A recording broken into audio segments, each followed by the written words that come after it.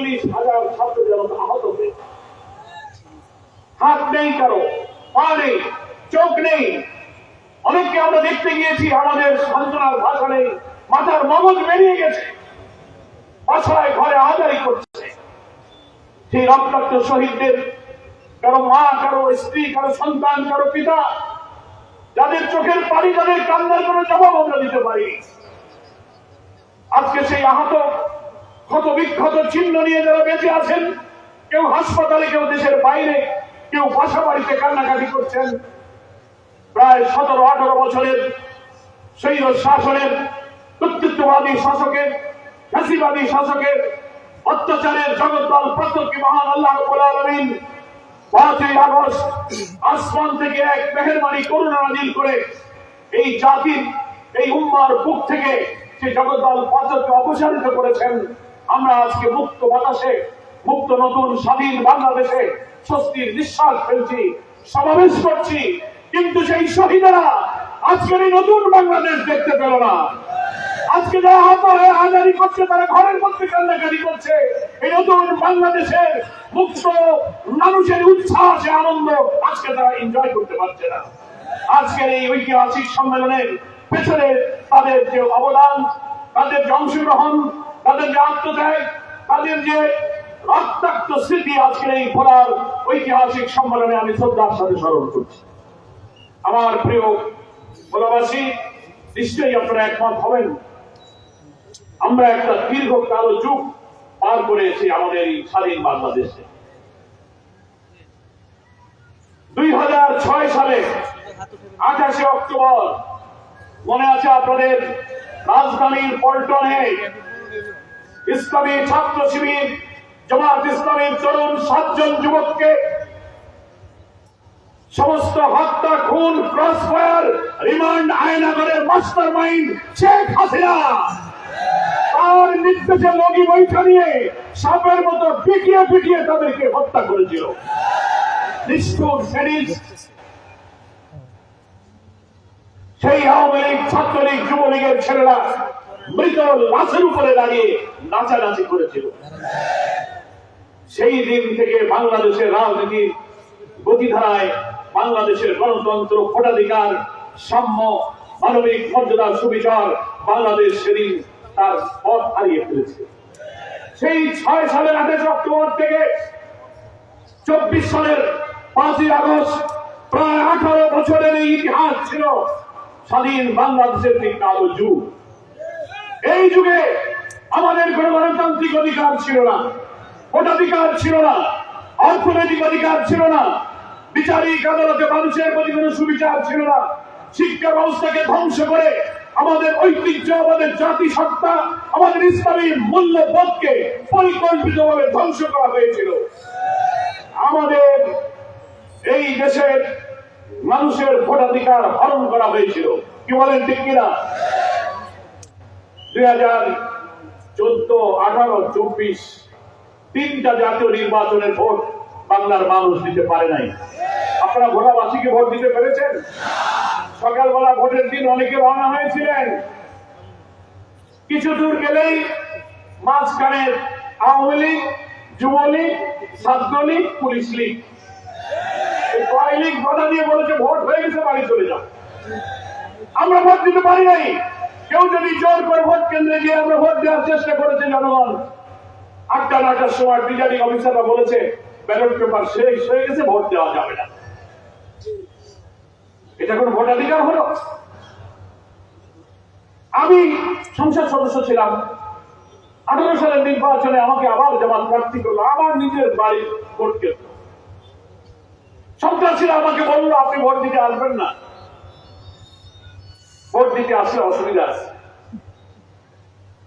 সারা বাংলাদেশের মানুষের কথা তো জানলেনই, মানে আমার বাড়িতে একজন এমপি তার বাড়ির কাছে ভোট কেন্দ্রের কথাটা উদাহরণের জন্য বলছি।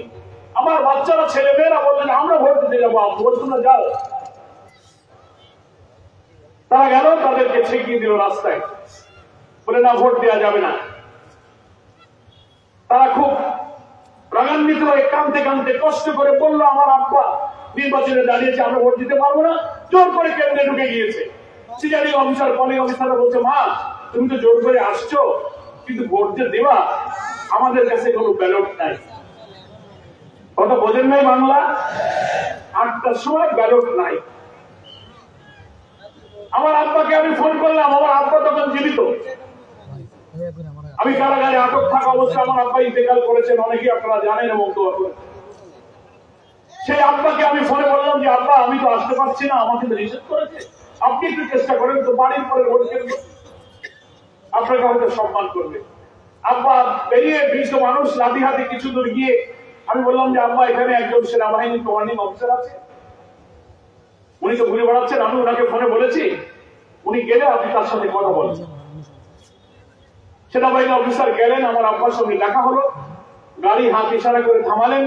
আব্বা বললেন যে বাবা আমরা তো ভোট দিতে যেতে পারছি না, আমার ছেলে এমপি প্রার্থী, তুমি একটু দেখো। সেনাবাহিনীর সে অফিসার একটু লেফটেন্যান্ট আমার আব্বাকে বললেন যে চাচা কিচ্ছু আমাদের করার নাই, আল্লাহকে বলেন। বলে আল্লাহকে বলেন। এই ছিল 14-18-24 ভোটাধিকার। বাংলাদেশে আমরা এই ভোট আর এইভাবে হতে দেব না। খুনি ফ্যাসিস্ট অত্যাচারী শাসক শেখ হাসিনা এইভাবে আমাদের গণতন্ত্র, আমাদের ভোটাধিকার, আমাদের রাজনৈতিক অধিকার, সাংবিধানিক অধিকার, আদালতের সুবিচার পাওয়ার অধিকার, অর্থনৈতিক অধিকার তারা সব কেড়ে নিয়েছিল। এই জন্য ইতিহাসে একজন জঘন্য ঘৃণ্য ফ্যাসিবাদী ফ্যাসিস্ট হিসেবে চিহ্নিত হয়ে আছে। ফ্যাসিস্ট কাকে বলে? ফ্যাসিস্ট হচ্ছে কর্তৃত্ববাদী স্বৈর শাসক, কারোর কথা যে শুনবে না, সে যা বলবে তার একটা ইচ্ছা নেই দেশ চলবে। খুনি হাসিনা মনে করেছিল আমি আর আমার গোষ্ঠী শেখ পরিবার এই কয়জন ছাড়া কারো রাজনীতি, কারো ভোট, ব্যবসা বাণিজ্য, চাকরি, রাজনীতি, সামাজিকতা কোন জায়গায় কারো স্থান হবে না। যতদিন সে বেঁচে থাকবে মনে হয় যে সেই চালাবে, এরকম কর্তৃত্ববাদী মানসিকতা এত দাম্ভিক, এত অহংকারী হয়ে উঠেছিল মানুষ। আমরা 15টা বছর রাজনৈতিক দল আন্দোলন করলাম, নির্বাচন দাও, নিরপেক্ষ ভোট দাও, স্বৈরাচারী তুমি চলে যাও, আমরা পারলাম না। শত শত লোক জীবন দিল, লক্ষ লক্ষ মামলা দিয়ে আমাদেরকে জেলে আটকালো, আন্দোলন বারবার ব্যর্থ হয়ে গেল। কিন্তু বাংলাদেশের গর্বিত সূর্য সন্তান বিশ্ববিদ্যালয়ের ছাত্ররা তাদের ন্যায্য সরকারি চাকরিতে কোটার দাবিতে শুরু হওয়া আন্দোলনকে অত্যাচারী ফ্যাসিস্টের আচরণে ক্ষুব্ধ হয়ে সব দাবি উপেক্ষা করে এক দফায় রূপান্তরিত বললেন আর কোন দফা নেই, শেখ হাসিনা তুই কবে যাবি। সারা দেশ উত্তাল আন্দোলনে অগ্নিগর্ভ হয়ে উঠল। এই ফ্যাসিবাদের আন্দোলনে রাজনৈতিক দলের অনেক অবদান ছিল, কিন্তু আমরা রাজনীতিবিদরা 3টা নির্বাচন সুষ্ঠু করতে পারিনি। বহু লোক জীবন দিয়েছে, বহু লোক কারাগারে নিহত হয়েছে, বহু মামলা হয়েছে, কিন্তু আমাদের তরুণ ছাত্ররা শেষ পর্যন্ত সেই আন্দোলন নিয়ে আমরা তাদের হাতে তুলে দিয়েছিলাম। আমাদের সন্তানেরা সেই আন্দোলনকে জীবন দিয়ে রক্ত দিয়ে সফলতার মন্দিরে পৌঁছে দিয়েছে। আমরা আজকের ঐতিহাসিক সম্মেলনে জুলাই গণ অভ্যুত্থানের সেই সমন্বয়ক, সেই বৈষম্য বিরোধী ছাত্র আন্দোলনের বিপ্লবী ছাত্র নেতাদেরকে, ছাত্র জনতাকে আমরা অভিনন্দন জানাই, স্যালুট জানাই। সংগ্রামী ভোলাবাসী, আপনারা সে আন্দোলনের গর্বিত অংশীদার ছিলেন। আমরা সেই কালো যুগে এতভাবে বোঝানো হয়েছে, শেখ হাসিনা বোঝে নাই। মানুষ হতাশ হয়ে গেল, মনে করুন এ মনে হয় আর যাবে না ক্ষমতা থেকে। কি বলেন ঠিক কিনা?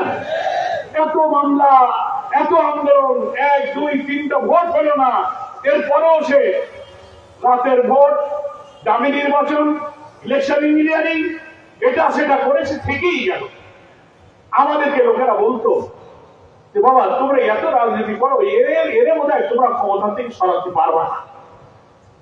আমার অনেকে হতাশ হয়ে এমন কথা বলতো মরা ছাড়া বোধ হয় হাসিনা যাবে না। কি আপনারা কি এরকম ভাবতেন? মরা ছাড়া যাবে না? তা আল্লাহর ইচ্ছা ছিল কি না ওরে এখন মারার দরকার নাই।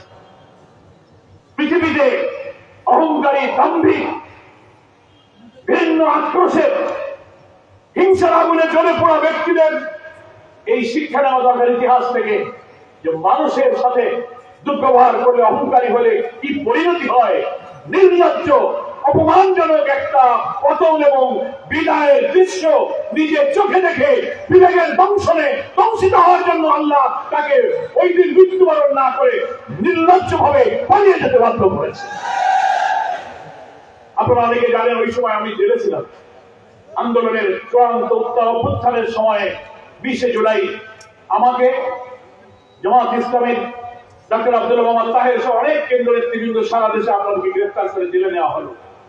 5ই আগস্ট সকাল থেকে আমরা ভেতর থেকে ঢাকার কেন্দ্রীয় কারাগারে প্রায় 10,000 বন্দী রাজনৈতিক কারণে আমরা খবর পাচ্ছি বাইরে উত্তাল আন্দোলন হচ্ছে। লোকেরা আসছে আর বলছে যে আজকালকের মধ্যে কি একটা ঘটনা ঘটে যাবে। 5 তারিখ সকালে আমরা খবর পেলাম, টেলিভিশনের সামনে দৌড়ে গেলাম, বলছে যে না কিছুক্ষণ পরে আজকে সেনাবাহিনী প্রধান জাতির উদ্দেশ্যে ভাষণ দেবে। আপনারা তো বাইরে ছিলেন, দেখছেন তো, কারণ আমরা তো বন্দী কি করি সব টেলিভিশনের সামনে।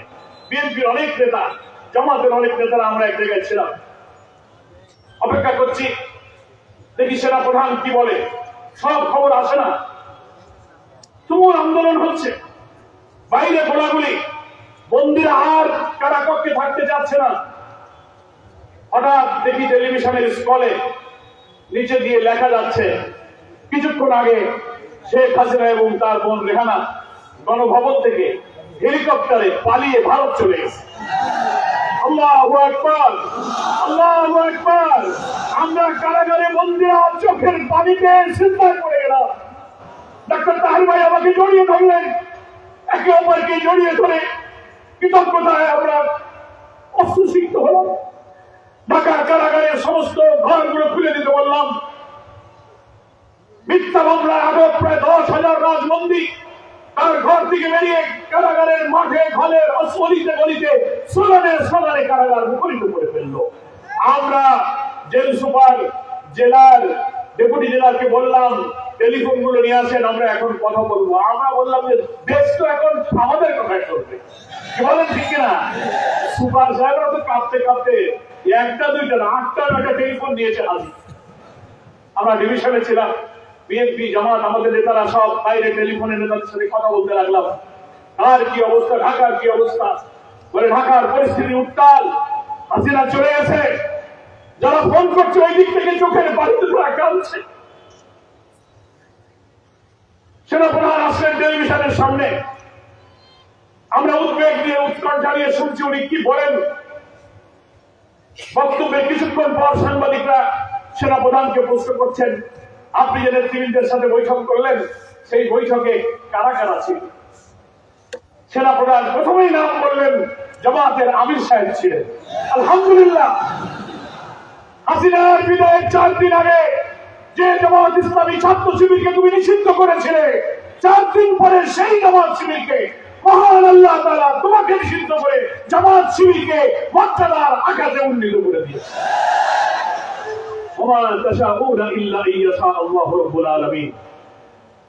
তোমাদের কোনো ইচ্ছাই পূরণ হয় না যতক্ষণ আল্লাহ তাআলা তা ইচ্ছা না করেন, কি বলেন ঠিক কিনা?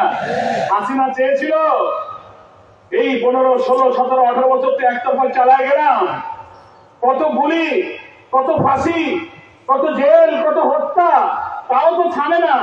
শেষ পর্যন্ত ওর একটা ক্যালকুলেশন হলো কি থামানো যায় না কেন, তাহলে ও শেষ পর্যন্ত ও তো ইংলিশের খলিফা, তো ওর মাথায় ঢুকলো কি এই সব কিছু ঠিক হয়ে যাবে, এই সব আন্দোলনের পেছনে আছে জামাত শিবির, এই জায়গায় তুমি আগে সিদ্ধ করো, তাইলে বাঁচবা। পুরা কপাল পোড়ার টাইম হলে এরকম হয়, কি বলে ঠিক কিনা?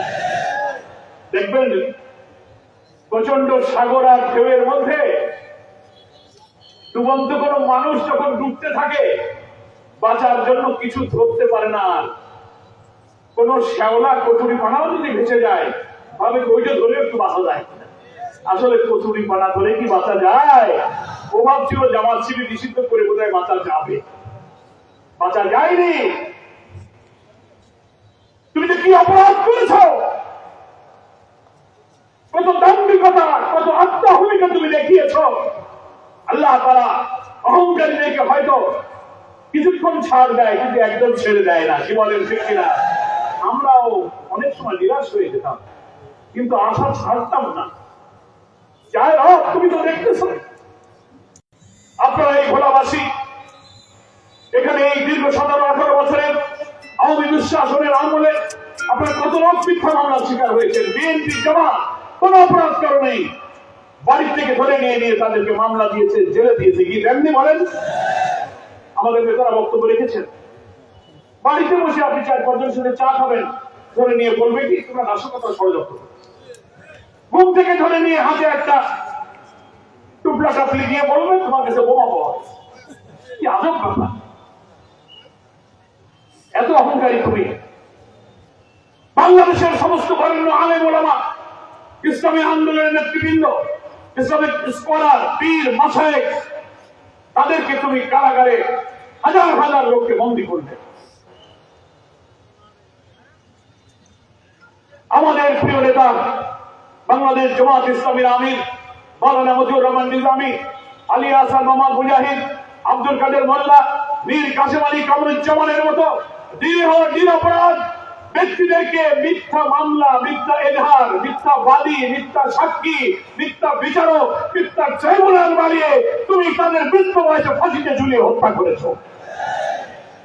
অধ্যাপক গোলাম আজম, আল্লামা দেলোয়ার হোসেন সাইদি, মাওলানা আবুল কালাম মোহাম্মদ ইউসুফ, অধ্যাপক নাজির আহমদ, মকবুল আহমদ, সাতক্ষীরা আব্দুল খালেক মন্ডল, এই সমস্ত বর্ষিয়ান 70, 80, 90, 93 বছর লোকদেরকে গ্রেফতার করে কারাগারে ঢুকিয়ে তিলে তিলে মৃত্যুর দিকে তুমি ছেড়ে দিয়েছ। ইসলামী মূল্যবোধ, নৈতিক চিন্তা চেতনা সব ধ্বংস করে মিথ্যাচার করে তুমি অহংকারের শেষ সীমায় চলে গিয়েছে। আর গণ অভ্যুত্থানের আন্দোলনে কোটি কোটি মানুষ যখন আন্দোলনের উত্তাল ঢেউ তুলতে শুরু করলো, উত্তরা থেকে, শাহবাগ থেকে, যাত্রাবাড়ি থেকে, রাজধানীর চতুর্দিক থেকে মানুষ যখন গণভবনের অভিমুখে কোটি কোটি মানুষের যাত্রার সূচনা হতে লাগলো, তখন বাংলাদেশের প্রতিদিন 100, 200, 400 করে লাশ করতে লাগলো। হেলিকপ্টারে উঠে এই ফ্যাসিস্ট হাসিনা দেশের মানুষকে, সেই দেশের প্রধানমন্ত্রী হেলিকপ্টারকে গুলি করে হত্যা করে। আপনি দুনিয়ার, এটা কি যুদ্ধ? দেশের মানুষকে তুমি এইভাবে হত্যা করেছো, শিশু, নারী, পুরুষ, আলেম ওলামা হত্যা করেছো। সাভার আশুলিয়ায় গুলি করে করে হত্যা করে ট্রাকের উপরে লাশ স্তূপ করেছে। সেই লাশ পেট্রোল কেরোসিন ঢেলে আগুন দিয়ে মৃত লাশ জ্বালিয়ে পুড়িয়ে ছাই করে দিয়েছে। এত বড় নিষ্ঠুরকে আল্লাহ কি পছন্দ করতে পারে? পারে নাই। তাই তাকে পালিয়ে যেতে হবে। ইতিহাসের অনেক পতিত স্বৈরাচারের ইতিহাস আমরা জানি। শেখ হাসিনার যে নির্লজ্জ বিদায় হয়েছে, এখন কি অবস্থা? উনি চলে গেলেন, কোথায় চলে গেলেন? আমরা বলেছি যেখানকার মাল সেখানেই চলে গেছে। কি বলেন ঠিক কিনা? সেখানকার মাল সেখানেই। আর যাইও তো শান্তিতে নাই, পাগল হয়ে গেছে, অস্থির হয়ে গেছে। ষড়যন্ত্র, বিভিন্ন এজেন্সিকে কাজে লাগানো, মাঝে মাঝে অডিও ভিডিও দিয়ে বক্তব্য ছেড়ে দেয়। ইউটিউব, ফেসবুক দেখেন না, আসে এদেশের থেকে ওনার মুরিদরা বলে আপা দেশের অবস্থা ভালো না, আপনি আসেন, আমরা আছি। আর উনি বলেন যে তোমরা চিন্তা করো না, আমি কাছাকাছি আছি, ঢুকে পড়বানে যে কোনো সময়। পয়েন্ট ঢুকার পর বাংলাদেশের এত বড় খুনি ফ্যাসিস্ট বর্বরের সাথে কি আচরণ করে ঢুকতে পারলে পরে আপনি দেখতে পারবেন। চলে গেলেন কেন? ওই দিন যদি গণভবনে থাকতেন, দুপুর বেলা রান্না ভাত, খাওয়া দাওয়া, হাঁস, মুরগি, শাক সবজি, লেকের রুই মাছ সব ফেলে আপনি চলে গেছেন। কত মায়া লাগে। এত উন্নয়ন, এত আস্থা, জনগণ আপনার একেবারে কলিজার ঘিলু, আপনি চলে গেলেন কেন? পালান কেন? পালায় যায় কারা? পালায় চোর, পালায় ডাকাত, পালায় খুনি, পালায় মিথ্যাবাদী। ওই দিন আপনি গণভবনে থাকলে বুঝতে পারতেন কোটি মানুষের এই জনতার দল যদি আপনাকে হাতে পেত, আপনার কি পরিণতি হতো ইতিহাসটা দেখতে পেত। আপনি চলে গেছেন। এখন আবার শর্ট করে বলে আসি কাছাকাছি, ঢুকে পড়বা না। ঢুকে পড়েন না। এই বাংলাদেশের মানুষ এত বড় খুনি, এত বড় ফ্যাসিস্টকে আর বাংলাদেশের রাজনীতিতে নৈতিক ভাবে, আইনগত ভাবে কোন অধিকার দেবে না। দেবে না। অনেক সাংবাদিকের প্রশ্ন করে যে ভাই আওয়ামী লীগের ব্যাপারে আপনাদের বক্তব্য কি? এই যে বক্তব্য দিলাম, এটাই বক্তব্য। আসেন, the people will decide।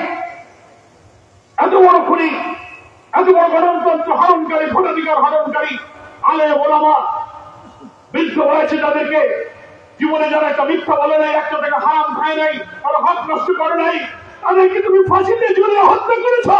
আল্লাহ আজকে বুঝে তোমার হৃদয় কাঁপানি। এত বড় পাষাণ বাংলাদেশে ঢুকলে কি হবে? ঢুকে দেখো একবার কি হয়। আমার প্রিয় ভোলাবাসী, তাই আমরা বলি অবিলম্বে অন্তর্বর্তীকালীন এই সরকারের কাছে আমরা দাবি জানাতে চাই, যারা দেশের অর্থনীতিকে শেষ করে দিয়েছে, 9টি মেগা প্রকল্প, রূপপুর পারমাণবিক কেন্দ্র সহ বিভিন্ন কেন্দ্র থেকে এই হাসিনার বিজয়ের পরে সব কাহিনী শ্বেতপত্র বেরোচ্ছে, লক্ষ লক্ষ হাজার হাজার কোটি টাকা বিদেশে পাচার করেছে। সে, তার বোন রেহানা, তার ছেলে জয়, তার মেয়ে পুতুল, তার বোনের মেয়ে ব্রিটিশের প্রতিমন্ত্রী ছিল টিউনিং, এখন সব শ্বেতপত্রে আসছে লক্ষ লক্ষ কোটি টাকা আত্মসাৎ করেছে, বিদেশে পাচার করছে। মাঝখানে ঢাকা একটা জাতীয় সংলাপ হলো। ওই সংলাপে বাংলাদেশের একজন অর্থনীতিবিদ দেবপ্রিয় ভট্টাচার্যের নাম শুনেছেন। ওনার সঙ্গে মঞ্চে আমার দেখা হলো, এক জায়গায় বসছিলাম। দাদা, কি খবর?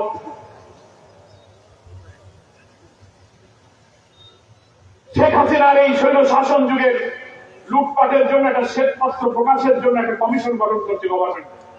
দেবপ্রিয় ভট্টাচার্যকে সেই কমিশনের চেয়ারম্যান করা হয়েছে। আমি ওনাকে জিজ্ঞেস করলাম কি অবস্থা। আমার বললো, পরার ভাই, যদি আমাকে এই অন্তর্বর্তীকালীন সরকারি শ্বেতপত্র প্রকাশের তদন্তের দায়িত্ব না দিত, তো শেখ হাসিনা যে কি পরিমাণ লুটপাট করেছে এই জাতি তা জানতে পারত না।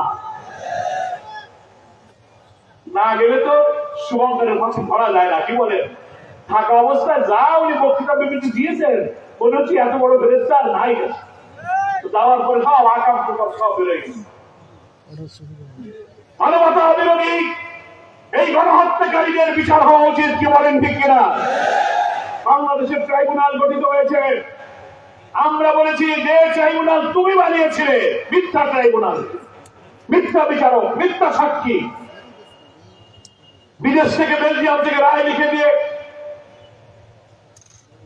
কেলেঙ্কারির মাধ্যমে, স্কাইপে কেলেঙ্কারি থেকে রায় লিখেছ, সাজানো বানানো সাক্ষীদেরকে নিয়ে সেফ হোমে রেখেছ। সাইদি সাহেবের ওই সাক্ষী প্রমাণ, সুখরঞ্জন বালিকে তুমি সাক্ষী দিতে আদালতে আসছে, তুমি তাকে টিভিতে ধরে নিয়ে 12 দিনে জেলে আটকে রাখছ। এটা কি কোনো বিচার? রাজনৈতিক উদ্দেশ্যে বিচারিক হত্যাকাণ্ড, মিথ্যা বিচার করে তুমি ফাঁসি দিয়েছ।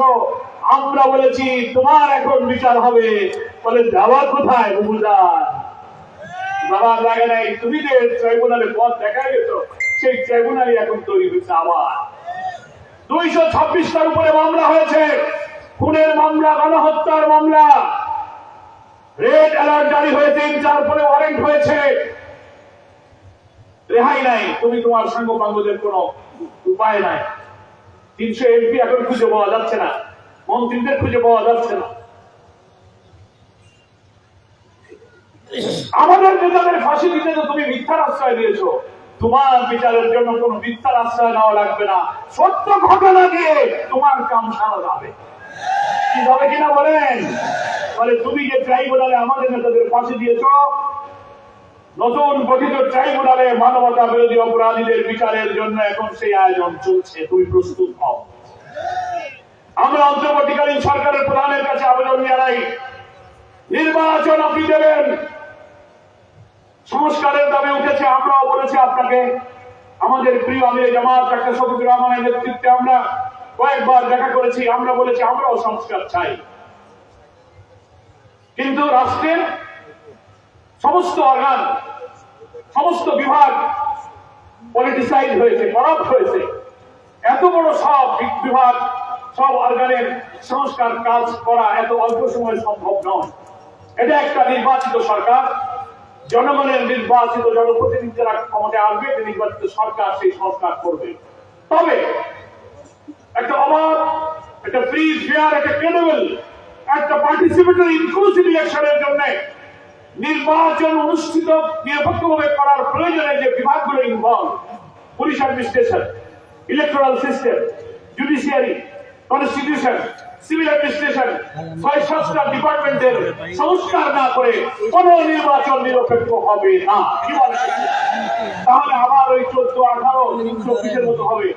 কেউ কেউ অস্থির হয়ে গেছে, বলে সংস্কার দরকার নেই, সংস্কার হলো কন্টিনিউয়াস প্রসেস, সংস্কার আর নির্বাচন একসাথে হবে। এই কথার মধ্যে আমরা অন্য গন্ধ পাই। কি বলেন, ঠিক কিনা? ওই আমি আর মামুর নির্বাচনের মতো তোমরাও বোধ হয় কেটে কুটে বাক্স ভর্তি করতে চাও। বাইরে বাবারে, আমরা জামাত ইসলামী, আমাকে তো টাকাও নাই, মাস্টারও নাই, আমরা তো ব্যালট কাটতে পারবো না, আমরা কেন্দ্র দখল করতে পারবো না। নিরপেক্ষ নির্বাচন হলেই আমাদের লাভ। তাই আমরা বলি, বাংলাদেশের মানুষ চায় একটি সুষ্ঠু নিরপেক্ষ নির্বাচন। নির্বাচনের জন্য যে ন্যূনতম সংস্কার প্রয়োজন, সেই সংস্কার শেষ করুন। রিফর্ম কমিশন গভর্নমেন্ট তৈরি করেছিলেন প্রায় 13টা, তার বেশ কয়েকটা রিফর্ম কমিশনের রিপোর্ট এসে গেছে, আরো ইনশাল্লাহ আসবে। আমরা মনে করি আগামী 6 মাসের মধ্যে এই সংস্কার কমিশনের রিপোর্ট গুলো বিবেচনা করে পলিটিক্যাল পার্টি স্টেক হোল্ডারদের সাথে আপনি যদি এক্সচেঞ্জ অফ ভিউজ মত বিনিময় করেন, তাহলে 6 মাসের মধ্যে আপনি সংস্কারের কাজগুলো শেষ করতে পারবেন।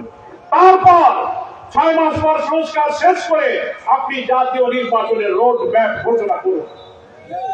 তাতে যতটুকু সময় লাগে, আমরা যদি একটা সুষ্ঠু নির্বাচনের জন্য 15 বছর অপেক্ষা করতে পারি, তার একটা ভালো নির্বাচনের জন্য 2-4 মাস আগে হলো কি পরে হলো, এটা আমাদের কাছে গুরুত্বপূর্ণ নয়।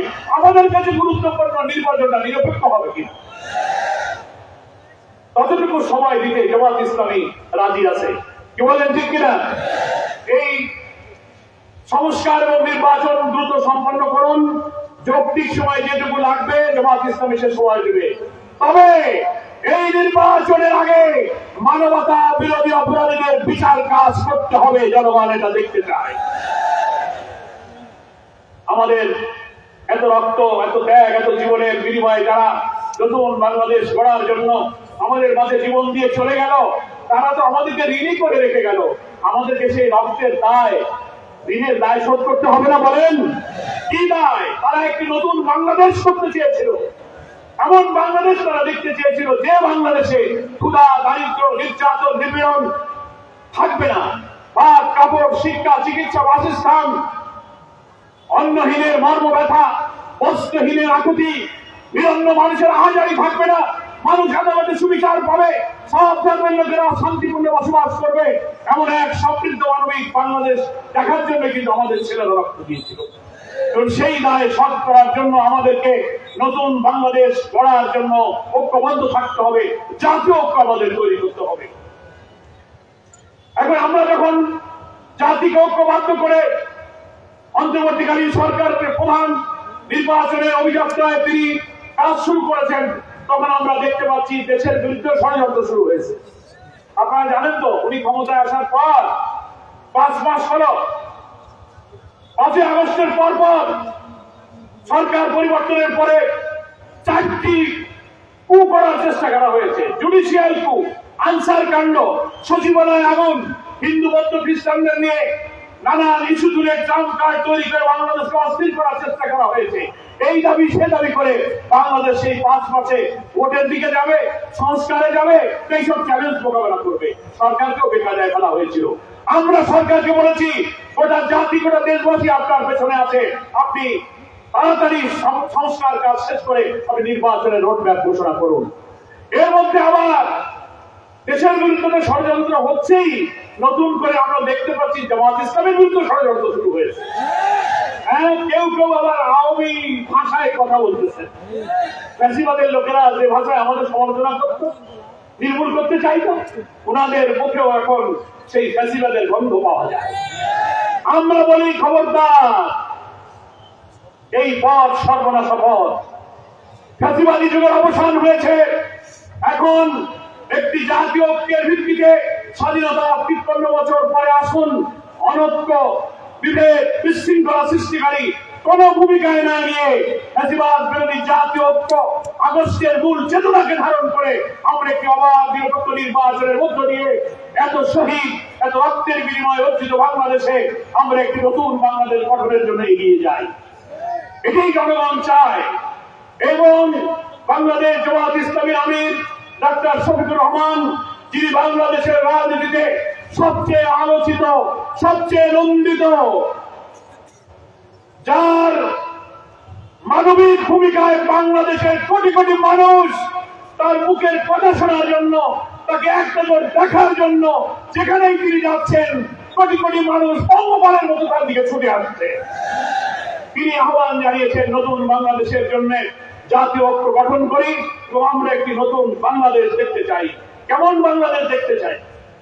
যে বাংলাদেশে মানুষের ভাত কাপড়ের অভাব হবে না, আদালতে মিথ্যা মামলার শিকার হবে না, এমন একটি সমন্বিত শিক্ষানীতি চরিত্র গঠনের জন্য চালু হবে। ডাক্তার, ইঞ্জিনিয়ার, বিজ্ঞানী, গবেষক, আলেম ওলামা যা তৈরি হবে, দেশপ্রেমিক, চরিত্রবান, আদর্শ ইঞ্জিনিয়ার, আদর্শ বিশেষজ্ঞ তৈরি হবে, এমন এক সমন্বিত শিক্ষা চাই। আমরা বৈষম্যহীন, সাম্যভিত্তিক একটি অর্থনৈতিক ব্যবস্থায় দেশে কায়েম হবে। সুবিচার, ইনসাফপূর্ণ বাংলাদেশ, সমৃদ্ধ মানবিক বাংলাদেশ গড়ার জন্য ডাক্তার শফিকুর রহমান জাতির কাছে যে জাতীয় ঐক্যের আহ্বান জানিয়েছেন, আমাদেরকে সেই ঐক্যের সাথে থাকতে হবে, জনগণকে সেই দিকে নিয়ে আসতে হবে। কি বলেন, ঠিক কিনা? আমরা সেই বাংলাদেশ দেখতে চাই এবং সেটা সুবিচারপূর্ণ। ইসলামের যে ওয়েলফেয়ার স্টেট, যে কল্যাণ রাষ্ট্র, ইসলামের যে সৌন্দর্য, বিউটি অফ ইসলামের যে ধারণা আমরা আল্লাহর কোরআন এবং নবীর সুন্নাহ থেকে পেয়েছি, তার ভিত্তিতেই কিন্তু ইনসাফপূর্ণ রাষ্ট্র কায়েম হতে পারে। গণ অভ্যুত্থানে আমাদের ছাত্র জনতাদের রাজপথের স্লোগান ছিল কি? We want justice, we want justice. আমরা সুবিচার চাই, ন্যায় বিচার চাই। এই ইনসাফপূর্ণ সুবিচারের কথা আমাদের সংবিধানে লেখা আছে। সাম্য, মানবিক মর্যাদা এবং সামাজিক সুবিচার। আসলে স্বাধীনতা 53 বছর পরেও কি আমরা সেই সুবিচার, ইনসাফ পেয়েছি? আমরা পাইনি। এই ইনসাফ জামাত ইসলামী আমরা পরিষ্কার বলেছি, মানব রচিত কোন আইনে এই সুবিচারের ব্যবস্থা কায়েম হতে পারে না। কারণ মানুষ ভুল করতে পারে, মানুষ নফস দ্বারা বিতাড়িত হতে পারে, শয়তান দ্বারা প্রভাবিত হতে পারে, মানুষ স্বজন প্রীতির কারণে পক্ষপাতিত্ব করতে পারে। ফলে মানুষ কখনো মানুষের আইনে সুবিচার করতে পারে না। সুবিচারের আসল বিধান হলো আসমান থেকে নাজিল হওয়া ঐশী জ্ঞানের ভিত্তিতে পবিত্র কোরআনে যে সুবিচারের শিক্ষা দেওয়া হয়েছে, সেটাই হচ্ছে সুবিচারের ব্যবস্থা। আল্লাহ তাআলা কোরআন শরীফে পরিষ্কার করে বলছেন সূরা হাদীদের মধ্যে, লাকাদ আরসালনা রুসুলানা বিল বাইয়িনাতি ওয়া আনজালনা মাআহুমুল কিতাবা ওয়াল মিজান লিয়াকুমা আন-নাসু বিল কিসত ওয়া আনজালনা আল হাদীদ ফীহি বাসুন শাদীদ ওয়া মানাফিউ লিন-নাস। আপনারা সবাই জানেন, মুজাদ্দিদ উলামায়ে কেরাম জানেন, আল্লাহ এখানে ইনসাফের কথা বলছেন। লিয়াকুমা আন-নাসু বিল কিসত, নাস মানে মানুষ, হিন্দু, মুসলিম, বৌদ্ধ, খ্রিস্টান, ধর্ম, বর্ণ নির্বিশেষে সমস্ত মানুষ, হোল ম্যানকাইন্ড, হোল হিউম্যানিটি বোঝানো হয়েছে। মানে প্রতিষ্ঠিত হওয়া, স্থাপিত করা, প্রতিষ্ঠিত হওয়া, এস্টাবলিশ করা, কায়েম করা।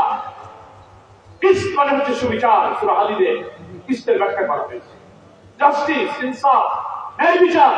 সমাজে যার যা প্রাপ্য তা সে পাবে, এটার নাম হচ্ছে কিসত। আল্লাহ বলছেন লিয়াকুমান নাসু বিল কিসত।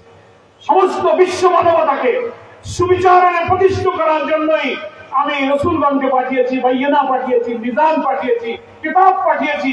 তারাই এসে একটি রাষ্ট্র শক্তির মধ্য দিয়ে এই সুবিচার কায়েম করবে। এটাই হচ্ছে প্রকৃত সুবিচারের জ্ঞান, যা আল্লাহ তাআলা আসমান থেকে নির্ভুল জ্ঞানের উৎস, অধীর জ্ঞানের ভিত্তিতে কোরআনে যে সুবিচারের শিক্ষা দেওয়া হয়েছে। আমরা বাংলাদেশে এই কোরআন এবং সুন্নাহর ভিত্তিতে প্রকৃত সুবিচারের ভিত্তিতে একটি কল্যাণ রাষ্ট্র গঠন করতে চাই। এই রাষ্ট্রই হচ্ছে নতুন বাংলাদেশ। 5 আগস্টের পরে আমাদের সেই নতুন বাংলাদেশ গড়ার অভিযাত্রায় আমাদের সেই পথ আমরা খুলে দিয়েছি।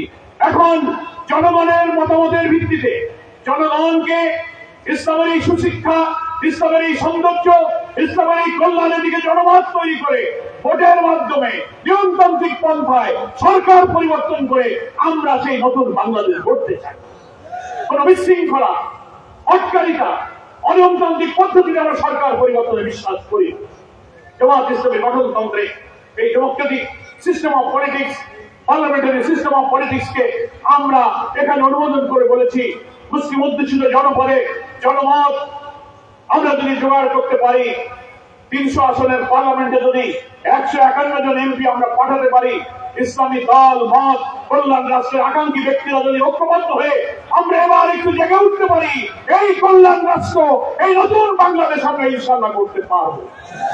সবাই কি সেই কাজে আপনারা সময় শ্রম ব্যয় করতে রাজি আছেন? আমার প্রিয় ভাইরা, সেই বাংলাদেশের জন্য লড়াই চলছে। এই লড়াইতে আমাদের বিরুদ্ধে, দেশের বিরুদ্ধে ষড়যন্ত্র যতই হোক, আমরা স্থির হব না, আমরা মাথা ঠান্ডা রাখবো। যত কথা বলো, আমরা আমাদের ঠিক লক্ষ্যে পৌঁছাতে চাই। কি বলেন? আজকের এই ঐতিহাসিক ভোলার কর্মী সম্মেলনে এসে জানতে পারলাম, আমরা আগেও জানি অনেক সমস্যা আপনাদের সমাধান হয়নি।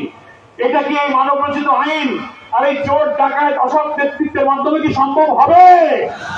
আমরা যদি সৎ নেতৃত্ব পার্লামেন্টে পাঠাতে পারি, এখনো তো দেখতে পাচ্ছি একেবারে সেই সচিবালয়, ডিসি, আমলা, এসপি, ওসি, ইউনো, এসআই, রন্ধে রন্ধে every key point of the state, রাষ্ট্রের সব যন্ত্রে সেই 17-18 বছরের আওয়ামী দোসররা যারা দায়িত্ব পালন করত, রাষ্ট্রযন্ত্রের বেশিরভাগ জায়গায় এখনো সেই ফেসিবাদের দোসররা কিন্তু ঘাপটি মেরে বসে আছে। প্রশাসন থেকে ফেসিবাদের দোসরদেরকে পরিচ্ছন্ন করে ছাটিয়ে বিদায় করুন। সব ন্যায় এবং যারা অতীতের সরকারের সময় ডিপ্রাইভ হয়েছে, বঞ্চিত হয়েছে, বৈষম্যের শিকার ছিল, তাদেরকে পদায়ন করে পোস্টিং করে প্রশাসন যন্ত্রকে ফেলে সাজাতে হবে। আর আগামী নির্বাচনে সব নেতৃত্ব নির্বাচন হলেই ভোলাবাসী তথা বাংলাদেশের মানুষের সমস্যার সমাধান ইনশাআল্লাহ হবে।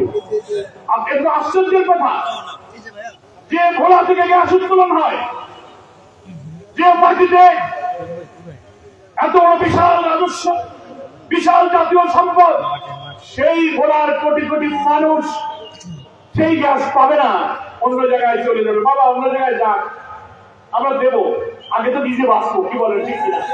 আমার মা চাষিরা আমার বাড়ি ঘরে গ্যাস পাবে না, আমার গ্যাস নিয়ে আর এক জায়গায় জ্বালাবা, তোমার দেবো, আগে তো আমার বাঁচতে। এই জন্য অন্তর্বর্তীকালীন সরকারের কাছে আমার দাবি থাকবে, আমরা সুযোগ পেলে, আমরা উপদেষ্টাদের সাথে কথা বলার সুযোগ পাই, আপনাদের দাবিগুলো আমরা নিয়ে যাচ্ছি। অবশ্যই গ্যাস ডিস্ট্রিবিউশনের দায়িত্বে যারা আছেন, ভোলাবাসীর উপরে সুবিচার করুন। উই ওয়ান্ট জাস্টিস, এই স্লোগান গণঅভ্যুত্থানের স্লোগান। ভোলাবাসীর উপরে বিচার করা যাবে না, ঘরে ঘরে গ্যাস দিতে হবে। কেন বরিশাল থেকে ভোলা পর্যন্ত এখনো সেতু হয় না? হ্যাঁ, সেতু তো নিজের বাড়ির কাছে কোনো কায়দা করে বাপের নামে, ছেলের নামে, মার নামে, খালার নামে সেতু আর সেতু। কিন্তু বাংলাদেশ থেকে বিচ্ছিন্ন, চারিদিক থেকে দ্বীপ, এই একটা জেলা, আপনি একটা বড় ব্যবধান হয়ে গেছে। যদি বরিশালের সাথে ভোলার একটা সেতু হয়, হ্যাঁ, সেই সেতুটা এক থেকে পাস হয়ে গেল, কোন কারো হাতে সেটাকে বাতিল করা হলো?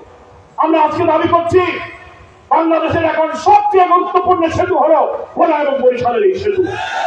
এই বিশাল নদীর উপরে সেতু সংস্থাপিত হলে অবহেলিত ভোলাবাসীর সঙ্গে বাংলাদেশের রাজনৈতিক, অর্থনৈতিক, আর্থসামাজিক জীবনের যে নতুন দিগন্ত পরিবর্তন সূচিত হবে, তার জন্য এখন আর কোনো কাজ নেই। প্রথম কোন বড় সেতু হলে এই ভোলা বরিশালের সেতু নির্মাণ করতে হবে। মেডিকেল কলেজ, পাবলিক ইউনিভার্সিটি কেন ভোলায় হলো না? এখানে তো কত বড় বড় জাতির পরিচিত, জাতির গিরুরা দীর্ঘকাল এমপিগিরি, মন্ত্রীগিরি করেছে, অথচ আপনি আপনার জেলায় আপনি একটা ইউনিভার্সিটি আনতে পারেন নাই, একটা মেডিকেল কলেজ আনতে পারেন নাই।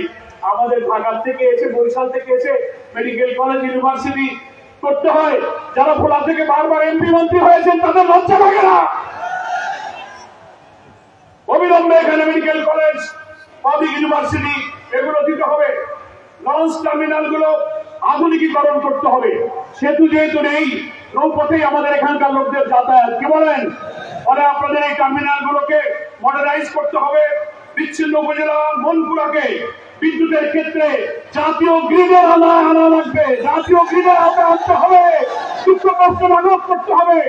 এই দাবির সঙ্গে আপনাদের স্লোগান, আপনাদের ভালোবাসা, আপনাদের বেদনার সাথে আমি জামাত ইসলামীর, আমি যে জামাতের পক্ষ থেকে, কেন্দ্রের পক্ষ থেকে আমি সমর্থন ব্যক্ত করছি। আমরা উপদেষ্টা, প্রধান উপদেষ্টাদের সাথে কথা বলার সুযোগ যখন হবে, আপনাদের বিষয়ে ইনশাআল্লাহ আমরা কথা বলবো ইনশাআল্লাহ। আমার প্রিয় ভাইরা, আপনারা আজকে এই সম্মেলনে এসে কেমন লাগছে? ভালো লাগছে তো নাকি বলেন?